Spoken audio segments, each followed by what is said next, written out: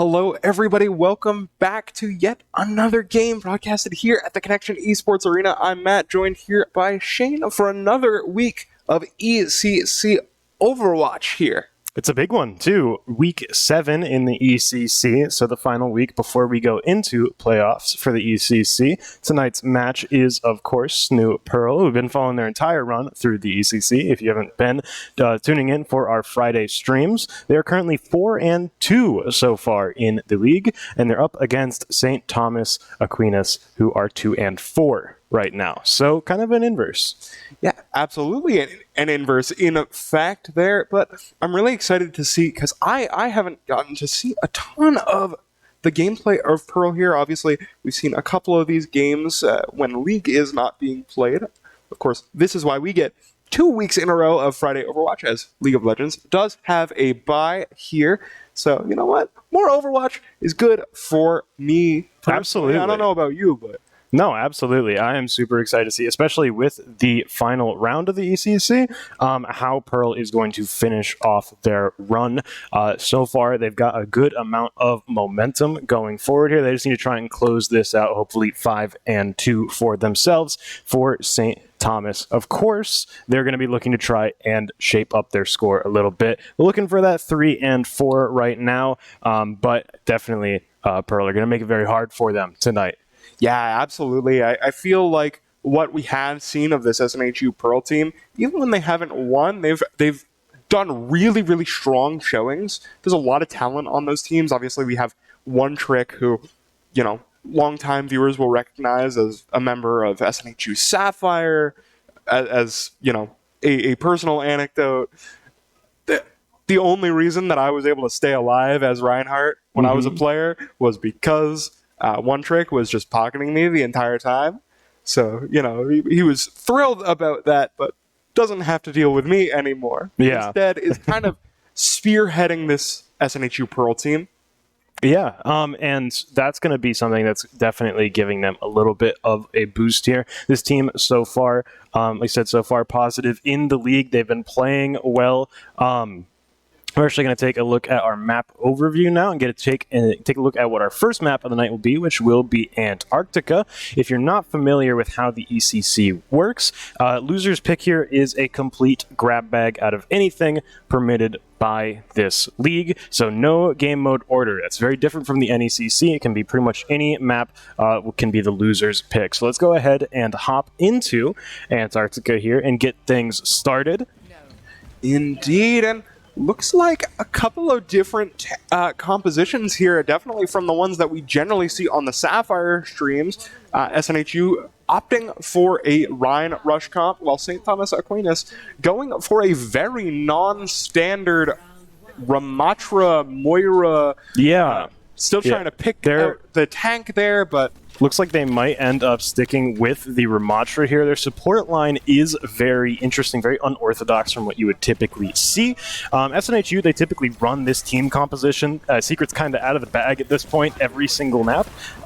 With you know, maybe you adjust the tank as needed between either like Sigma or Reinhardt, but as SNHU start pushing forward here, they're already making a ton of impact on this first fight. Absolutely. The DPS line of SNHU just rolling through this point. Crimrun gets 2, Fives gets another.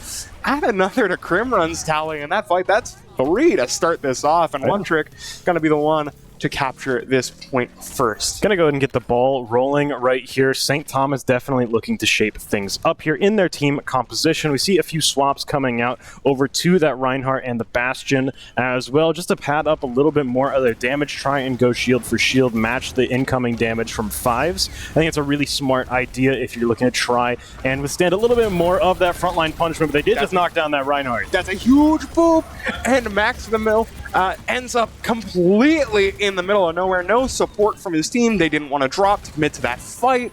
Maybe not in a position to do so, and that fight doesn't even really happen all that much. SNHU gonna try and force one to get some more picks on the way out. Seems like they might be successful in doing so, courtesy of a great wall there from Crimrun. Point being captured in the background, though, and the point is going to flip. We also see an Orisa swap in the meantime as well. Yeah, as the Sombra coming out. Looking a little like mystery heroes right now, to be honest. Seeing a lot of swaps coming out from St. Thomas.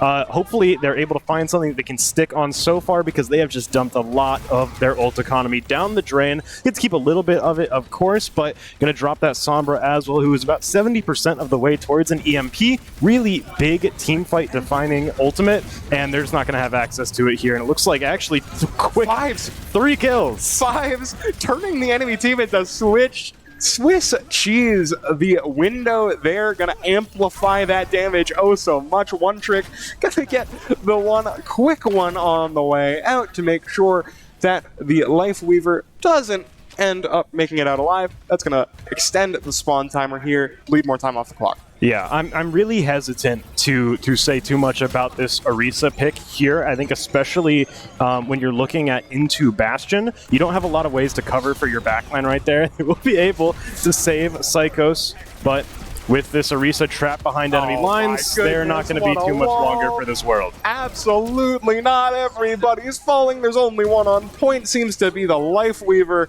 And SNHU barely had to use any of their ultimates there. Obviously, Crimrun putting the Blizzard on point just in case anybody gets a touch there, but that was dominant from SNHU. I mean, it was tough. It was tough for St. Thomas. They really had a hard time when it came to actually getting a front line up and running. It never felt like there was a point where SNHU necessarily had to fall back or respect their pressure all that much, because a lot of the times, you would see One Trick way ahead of the rest of the team just dueling the support in front of their spawn, and he would win and just go back to his team and he wouldn't get punished for it. I want to see St. Thomas sort of form like a formation, more so, like kind of take a unified front approach to this and push in together as a team. Looks like they might be picking up, a completely different team composition here for the most part.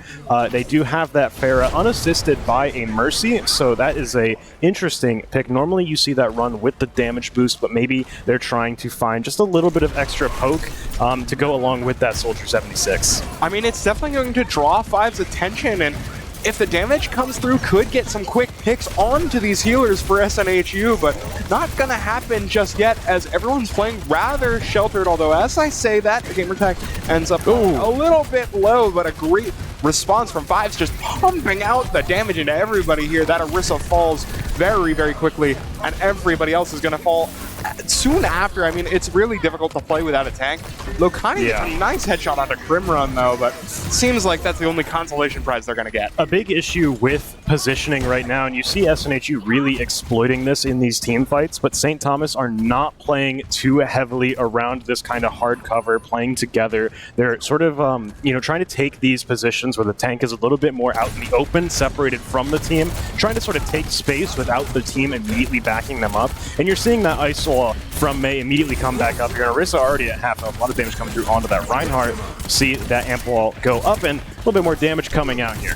Yeah, a little bit more damage, and crucially a little bit more healing, gonna make sure that Dino Tank is in absolutely no trouble, but Fives taking pure advantage of the damage aspect there, gets 2 quick ones onto both DPS. There's not a ton of damage left over, just the Orisa really, and I mean, these two, they're not going to be able to make it out alive, are they? Yeah. No, it's pretty much just cleanup right here for SNHU, and they're still catching people out, staggering more and more. Seeing a hero swap as well. This happened a little bit ago, but that Soldier 76 swapping over to the Junkrat, trying to get a little bit more of that spam in, just to get some long-range damage, try and wither down that Reinhardt shield a little bit more. Not really having too much luck on the Soldier trying to go for off angles, so just going for a little bit more of a forward approach is good, but we'll see One Trick get picked off pretty early. That is a massive, massive pick. That's the first one that they've really gotten over the course of this game, but a nice response with the Blizzard and the artillery fire is going to even things up, maybe a bit of a better pick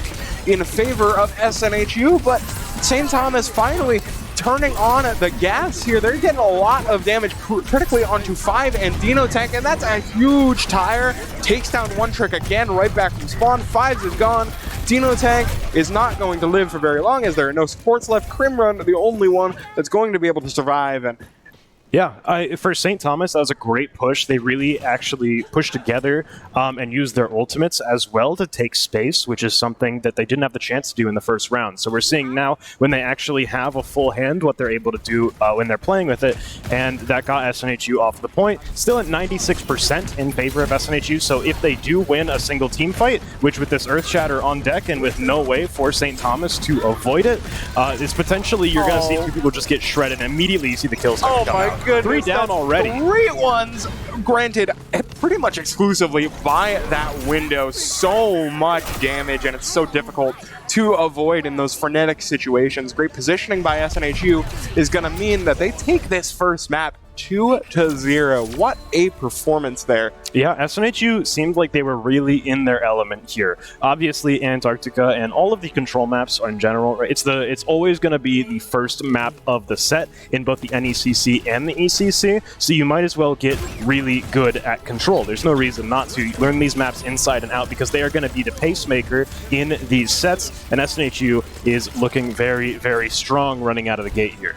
Dude, when I was watching, because I saw Fives got like 4 kills in that fight, in that play of the game, I didn't realize just how quickly the Hanzo got evaporated from the server. Yeah, there is quite a few times in that map where it seemed like St. Thomas, like their entire team died at the exact same time, which I think is maybe just a little bit of an issue of losing one-on-one fights. You see a lot of these kind of isolated fights breaking out due to a little bit of a sort of scattered and mispositioned front line, and SNHU just kind of isolate people, pick them off one by one, and that's been working out really well for them so far. Yeah, and I mean, not to be a little disparaging here, but of course not. It feels like St. Thomas has really kind of made it a little bit easy for them, especially with that tank. Not only are they swapping tanks rather commonly, but it still seems like you said earlier in the game, they're not really playing around that natural cover. The tank is getting caught out a little bit too far forward with not a ton of support,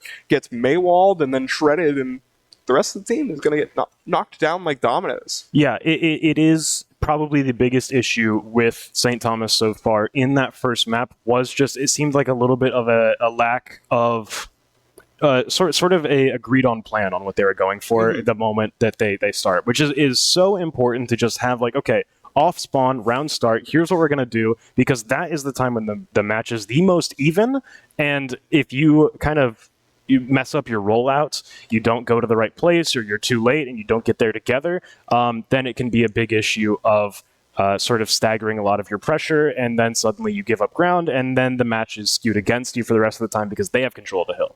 Absolutely, and that's what makes Control such a unique game mode, but I believe we are ready to see the map over here. Not going to get another Control in a row, instead getting Hollywood on the hybrid, and I think this is a really, really interesting pick. This is a map with a lot of verticality. Yep.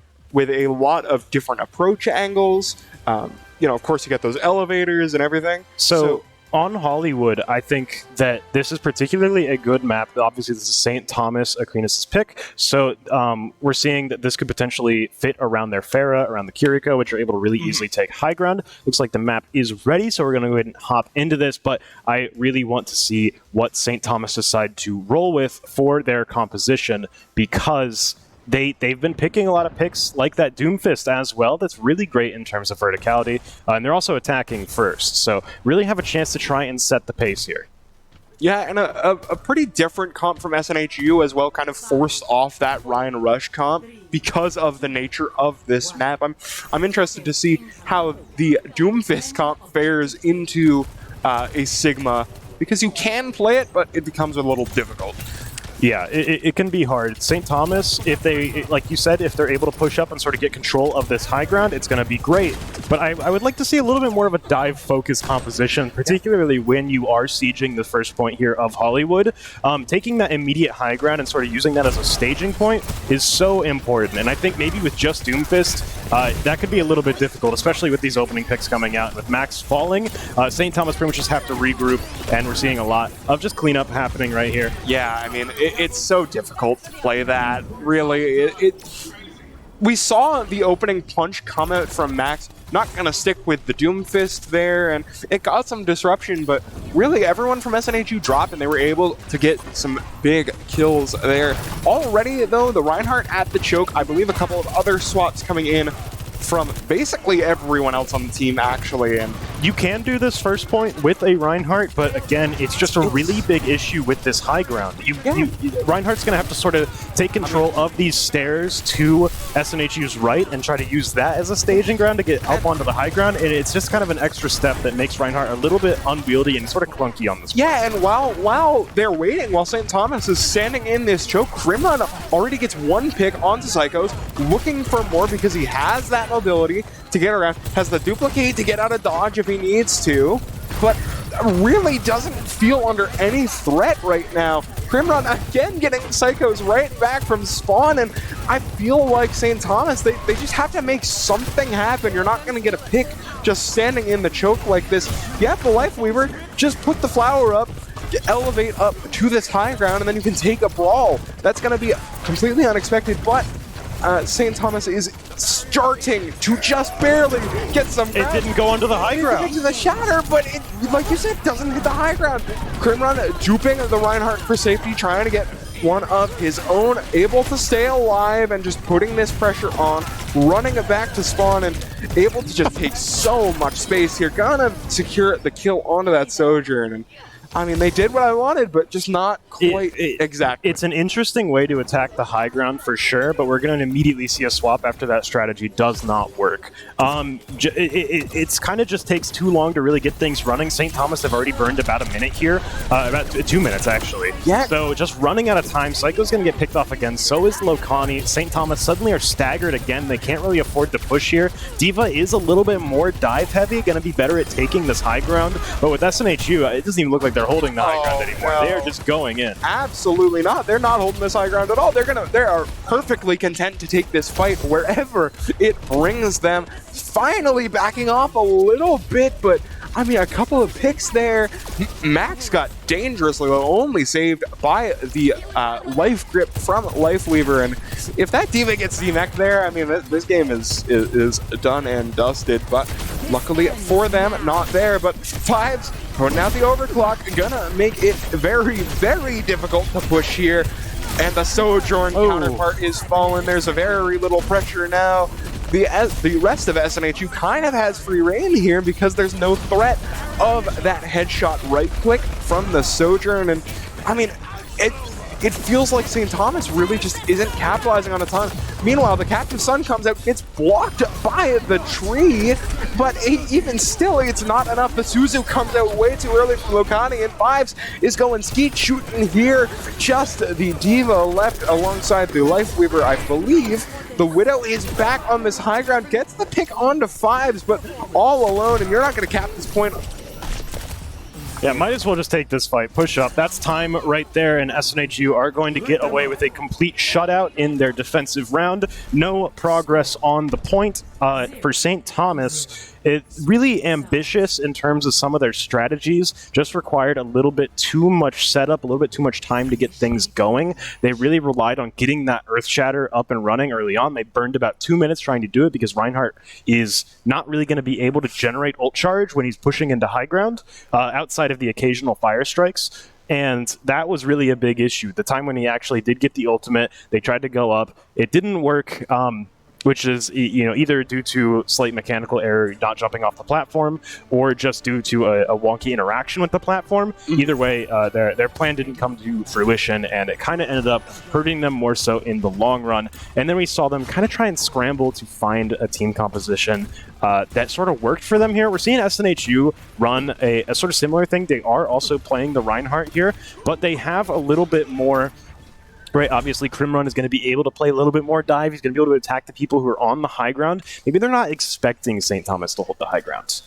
Yeah, I mean, likely not. It seems like St. Thomas is kind of, trying to pick the strategies out of a hat a little bit here. They should hold the high ground. They should hold the high ground, but I don't know if they're going to feel comfortable doing so. It seems like they're just opting to hold in the choke here. What I'm noticing is SNHU is running a Lucio, and St. Thomas is not. I feel like we might just witness a car wreck here, and this fight is already breaking out a little bit. Dino Tank kind of posturing for a little bit here. Grimron does fall really early due to the Symmetra turrets and the Pharah fire, but I mean, it's a lot of burst damage there. You really have to watch out for that. He's going to make sure you clear it. Once he gets caught out by that, he is going to switch over to the Mei, go for a little bit more of that area denial playstyle, which is really going to help them control this archway here, which St. Thomas really want to try and hold, what they seem to be looking to hold, but SNHU starts to just run straight through. And this is the issue with not holding the high ground, is that it becomes so easy for the attackers to take the high ground, and now they're pushing down onto you. Suddenly things have completely swapped onto their head here. Oh my goodness. Fives gets booped perfectly in sync with the Life Weaver, gets that opening pick, and everybody crumbles because everyone from SNHU is able to get on the high ground and move wherever they darn well please. That's another quick map for SNHU. They're up 2-0 in this game. Yeah, it's just a tough situation for St. Thomas right there, right? Like, I see what they were trying to do, because they felt like if they held the high ground, it'd be too easy for SNHU to just walk onto the point, and then suddenly things are a little bit weird, but you gotta just try and hold it. You gotta go you gotta plan around the best case scenario when you're in a situation like this, because the best case scenario is the only thing that is going to win you the round if you got completely shut out on your attack. The attackers only have to touch the point for a few seconds before they win the round, and at that point, you need to be like, okay, they just won't touch the point. That is our game plan. They never touch the point. Yeah. It's hard. It's not reasonable. It's not a great strategy, but at that point, it's all you're left with. And I would have liked to see a little bit more of trying to go for that total hold as opposed to kind of being a little bit scared to commit to it. Yeah, and I mean, those full hold scenarios, it's hard. It's a no-win situation. It's a nightmare. Yeah, it is quite literally a no-win situation. When you get full held, the best you can hope for is a draw. Yeah. The absolute best you can hope for. But, I mean, that's kind of a pipe dream. It is. Because it's so difficult to prevent someone from getting a tick. It's very difficult to deal with, and it's something where you just got to say, okay, that was an issue with the attacking side, more so than it was the defending side, because St. Thomas didn't even get the chance to play their defending side. That is kind of the big issue with starting off on attack, is if you're not able to sort of set the pace, then it's very quickly going to crumble on you. Absolutely, but I believe we are ready to see what they try to bring out next here. Going out on Rialto here again. This is another map that I feel like you can run those long-range DPS characters like the Pharah. We saw them go for the Hanzo for a little bit there. Maybe they'll pull that back out, but I feel like realistically, the issue is not with St. Thomas's compositions. It's more so that they're just moving really, really slowly, and they're getting outpaced by SNHU. And part of that is due to the lack of a Lucio on their team composition, because speed is so important, especially when you are sort of having to worry about rollouts, and also taxing people back is such a big part of defense. Rialto is a map pick that actually really scares me for St. Thomas, because the first point of Rialto, it's essentially identical to Hollywood's. Yeah. It is very, very similar. It's payload, obviously, instead of capturing a point, but it's still a very similar layout. You got to push through a choke point onto a high ground. The moment that you disrupt the defenders on high ground, you pretty much take the first point. Yeah, and we're going to have to see how St. Thomas is able to deal with it as we go into game here. And some substitutions, some here, guest appearances, SNHU, so to speak. Osiren and Crazy Cat, everyone for SNHU's Overwatch, just in general, is rostered in these ECC games. Osiren and Crazy Cat being the DPS line here. Fives going back to that healer role on the Zenyatta. It's been a long time since we've seen him in that support character role. SNHU here, I mean, look at the two people that they subbed in. The heroes that they're picking are hard carry, high precision heroes. They're looking to just brute force their way through this. Ideally, they're going to be looking for that really hard shutout. They're looking to just kind of hold the high ground for the entire time, sort of banking on not losing it. Look at where Osiren's set up. Yeah. He's absolutely looking for a quick 1 or a 2 if he's lucky, just waiting for these teams to come out of spawn. It seems like it's only the Sigma coming out lower, so not going to be a ton of opportunities there for Osiren to find something, but may have spotted a target up top. Sees the Widow, knows he's there, but instead tries to get a quick one onto Lokani. If you can get this Kiriko early, it's so huge, but doesn't quite hit the shots, just a little bit wide, is able to make it out of there safely though, while Crazy Cat is sending down the fire through main.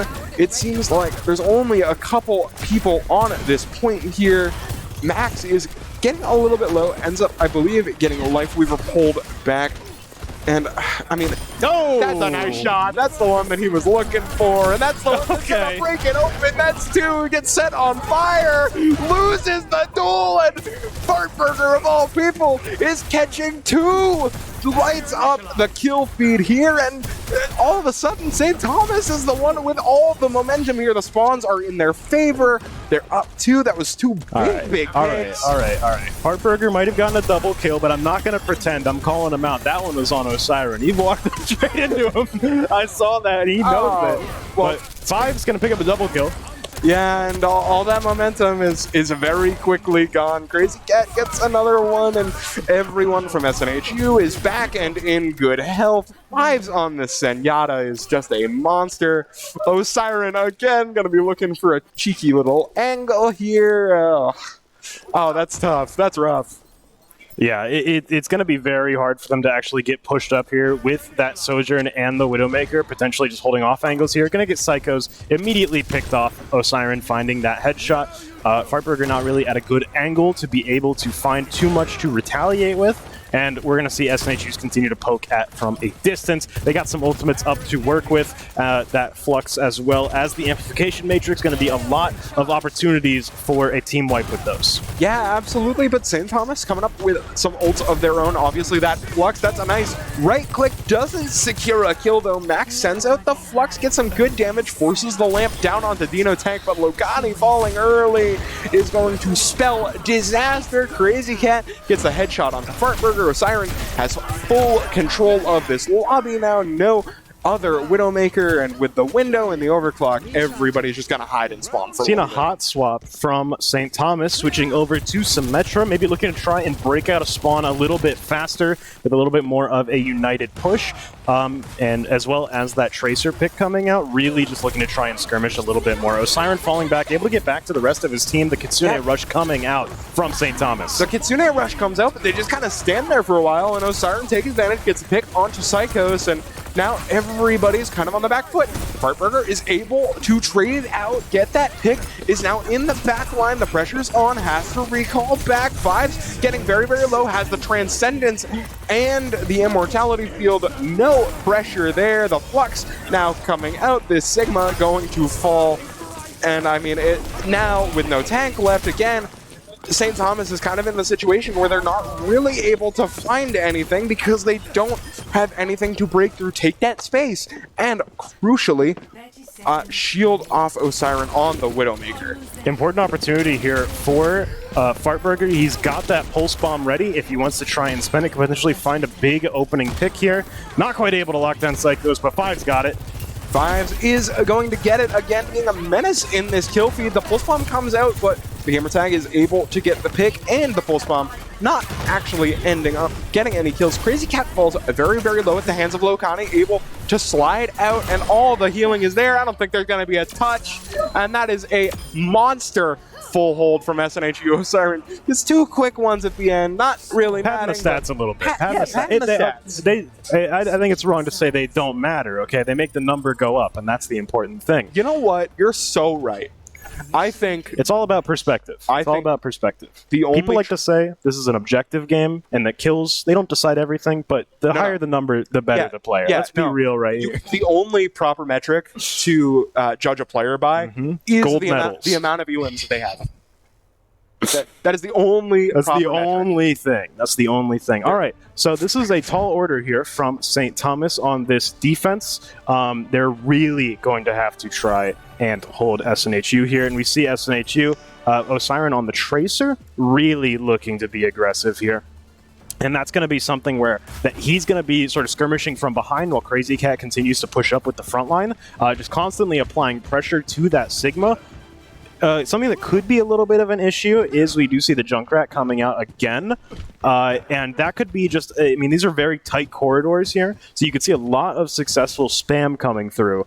But for St. Thomas, again, this is just a very, very difficult defense to make. Yeah, and I feel like the difficulty with the Junkrat is if you're pumping down damage in those small corridors, that's great, but Tracer has so much room to work with on this map. About 50 a lot of flank different routes. Yeah, there's like 50 different ways to get into the back line here, and Osiren already taking one. I mean, they have to find out quickly, or else I mean, the support's lives are going to be forfeit here. They catch him, but let's see if they can keep him in the back of their mind. Already lurking here. The Immortality Field comes out so quickly, but it's not enough to save Max.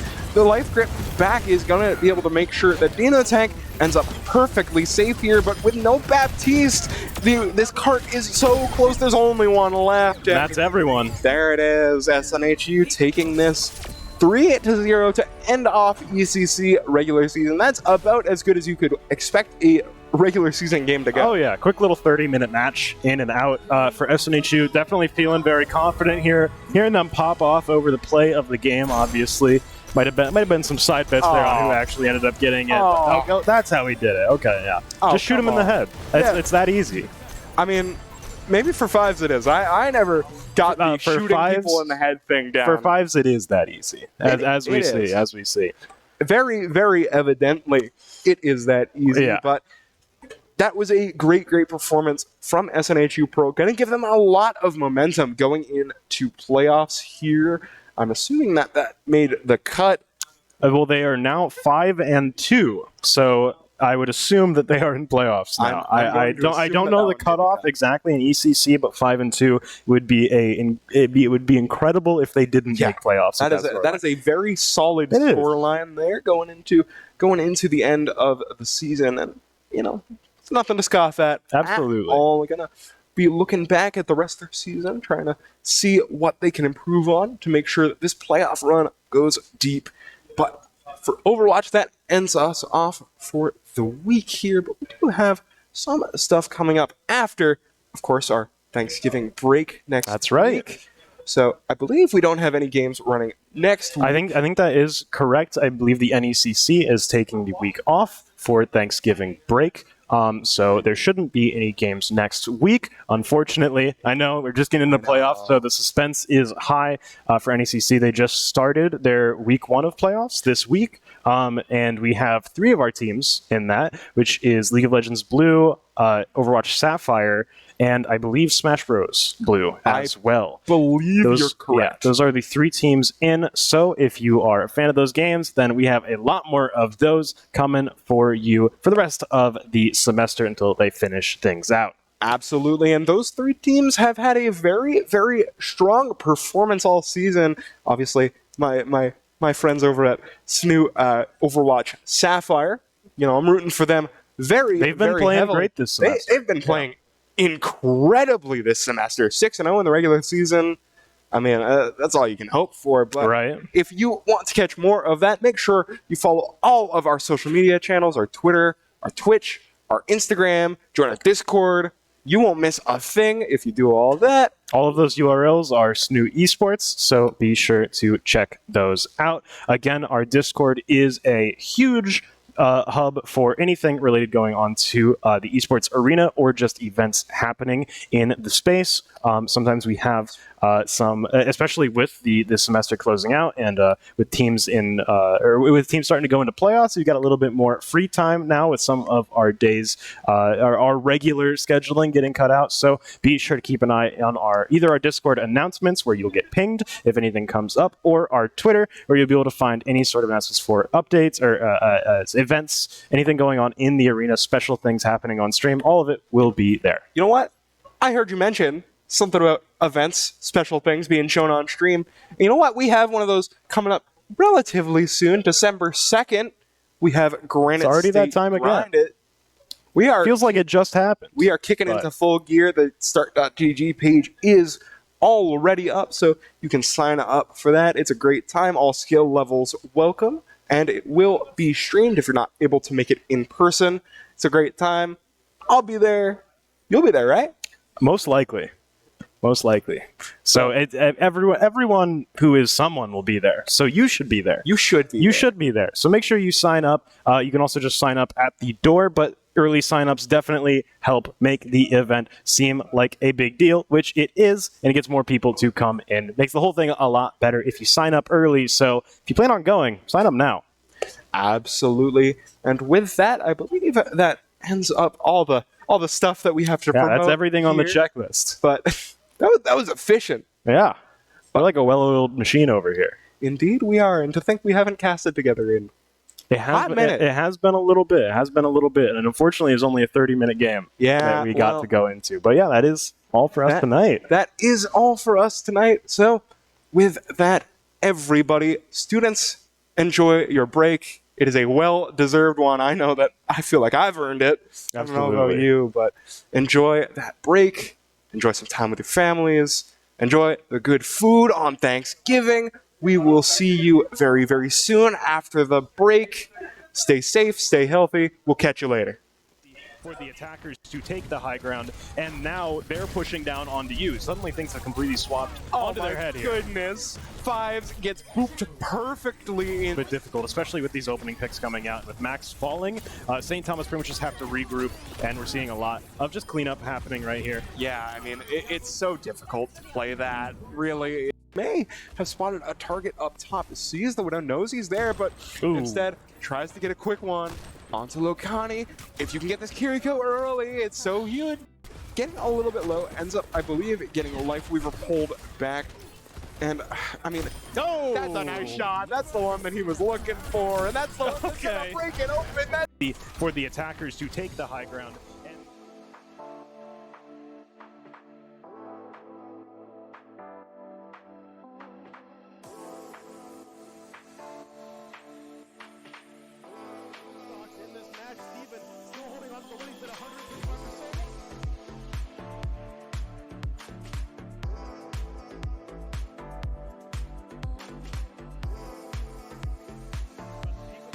Peach!